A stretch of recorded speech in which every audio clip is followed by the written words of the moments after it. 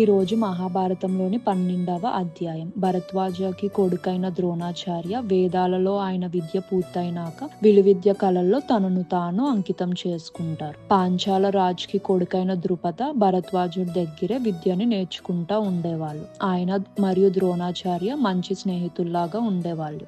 ద్రుపద ద్రోణాచార్యతో ఇలాగంటారు, నేను రాజుని అయినాక నా అర్ధరాజ్యం నీకు ఇస్తాను అనేసి. అలా వాళ్ళ చదువులు పూర్తవుతాయి. ద్రోణాచార్య కృపాచార్య వాళ్ళ చెల్లిని పెళ్లి చేసుకుంటారు. వాళ్ళకి అశ్వత్థామ పుడతారు. ద్రోణాచార్యకి ఆయన భార్య మరియు కొడుకు అంటే చాలా ఇష్టం. వాళ్ళ కోసం అయినా ధనాన్ని సంపాదించాలి అని అనుకుంటారు. ఆయనకి తెలుస్తుంది అన్నమాట, పరశురాముడు ఆయన ధనాన్ని బ్రాహ్మణుడికి పంచుతున్నారు అనేసి. అది తెలుసుకొని వెళ్తారు పరశురాముడి దగ్గరికి. అప్పటికే ఆలస్యం అవుతుంది. ఆయన అంత ధనాన్ని పంచేస్తారు. పరశురాముడు ద్రోణాచార్యుని చూసి ఇలాగ అంటారు, సరే నేను నీకు ఆయుధాల సాధన నేర్పిస్తాను, నేర్చుకుంటావా అనేసి. ద్రోణాచార్య దానికి సంతోషించి సరే అంటారు. విలువిద్యలో ఆయన వీరుడు, అలాగే ఆయుధాల సాధనలో కూడా ఎదురులేని వాళ్ళలాగా మారుతాడు. ఇది ఇలా ఉండగా పాంచాల రాజు చనిపోవడం వల్ల ఆయన కొడుకైన ద్రుపద పాంచాల రాజ్యానికి రాజు అవుతారు. ఈ విషయం తెలుసుకున్న ద్రోణాచార్య ద్రుపద దగ్గరికి వెళ్ళాలి అని అనుకుంటారు. ఆయన్ని ప్రేమతో ఆహ్వానిస్తారు అనే నమ్మకంతో. కానీ అక్కడికి వెళ్ళినాక ఆయనకి అర్థమవుద్ది ఆయన చాలా మారిపోయారు అనేసి. ద్రోణాచార్య ఆయన గురించి పరిచయం చేసుకుంటారు, నేను నీ చిన్ననాటి మిత్రుడు అనేసి. ఆ మాటలకి ద్రుపద అసలు ఎవరు నువ్వు అనేలాగా చూస్తారు. ద్రుపద ఇలాగ అంటారు, ఓ బ్రాహ్మణుడా, నీకు ఎంత ధైర్యం నువ్వు నా మిత్రుడు అని చెప్పడానికి? అయినా ఒక రాజుకి ఒక తిరుగుతున్న బిచ్చగాడికి మధ్యన ఎలాంటి స్నేహం ఉంటది? నేనేమైనా మూర్ఖుడిని అని అనుకుంటున్నావా? స్నేహం అనేది ఇద్దరు సమానమైన వ్యక్తుల మధ్యనే ఉంటది, అంతేగాని ఒక బిచ్చగాడికి ఒక ధనవంతుడికి మధ్యన కాదు అని చెప్తాడు. ద్రోణాచార్య మాటలకి కన్నీళ్లతో ఆ భవనం నుంచి బయటకు వచ్చేస్తారు. అప్పుడు ద్రోణాచార్య మాట తీసుకుంటారు, ఈయన గర్వాన్ని ఎలాగైనా అంచాలి, నాకు చేసిన అవమానానికి.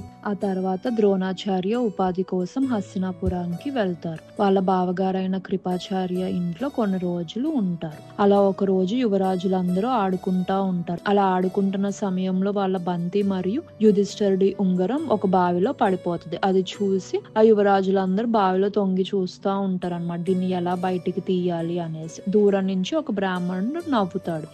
ఆయన యువరాజుతో ఇలాగ అంటారు, మీరందరూ భరత కుటుంబం వారసుల్లాగా ఉన్నారు, ఏంటి మీరు ఆ బంతిని బయటికి తీయలేరా? సరే నేను అది తీసివ్వనా మీకోసం అని అంటారు. ఆ మాటకి యుధిష్ఠిరుడు నవ్వి ఇలాగ అంటారు, ఓ బ్రాహ్మణ, మీరు గనక ఈ బంతిని బయటికి తీస్తే నేను కృపాచార్య వాళ్ళ ఇంట్లో మీకు మంచి భోజనం పెట్టిస్తాను. అప్పుడు ద్రోణాచార్య అక్కడున్న గడ్డి పరకని తీసుకొని కొన్ని మంత్రాలు ఆ గడ్డి పరకకి చెప్పి దాన్ని ఒక బాణం లాగా వేస్తారన్నమాట.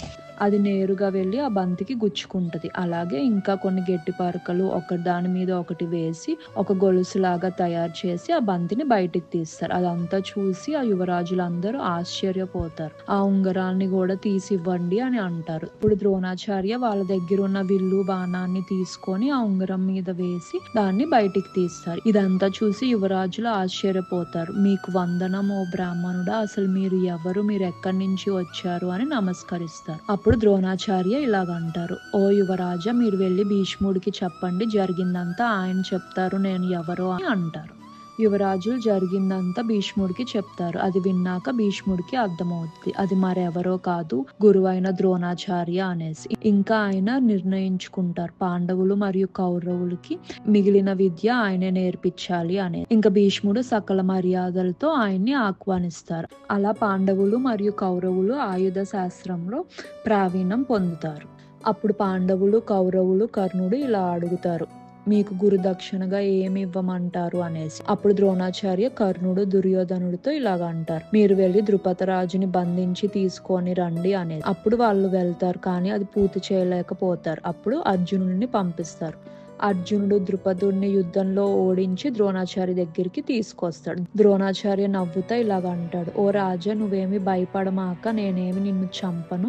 మన యవ్వనంలో నువ్వు ఒక మాట ఇచ్చావు, కానీ ఆ విషయాన్ని నువ్వు మర్చిపోయి నన్ను అవమానించావు. నువ్వు చెప్పావు కదా ఒక రాజు ఇంకొక రాజుకే స్నేహితుడు అవ్వగలడు అని. సరే, ఇప్పుడు నేను నీ రాజ్యాన్ని గెలుచుకున్నాను కదా, నీకు నా రాజ్యంలో సగభాగం ఇస్తున్నాను, ఇప్పుడు మనం స్నేహితులమై అవ్వచ్చు అనేసి చెప్తాడు. ద్రోణాచార్య అనుకుంటాడు, ఇది చాలు నాకు జరిగిన అవమానానికి నా పగ ఇక్కడితో తీరిపోయింది అని అనుకుంటాడు. కానీ ద్రుపద జరిగిన అవమానాన్ని తట్టుకోలేకపోతాడు. ద్రోణాచార్య మీద చాలా కోపం, అసూయ పెంచుకుంటాడు అనమాట. ఇంకా అలా దేవుడికి తపస్సు చేస్తా ఉంటారు. అప్పుడు దేవుడు ప్రత్యక్షమై వరం ఇస్తారనమాట. అలా ద్రుపదరాజుకి కొడుకు పుడతారు. ఆయనే కురుక్షేత్ర యుద్ధంలో ద్రోణాచార్యని చంపుతారు.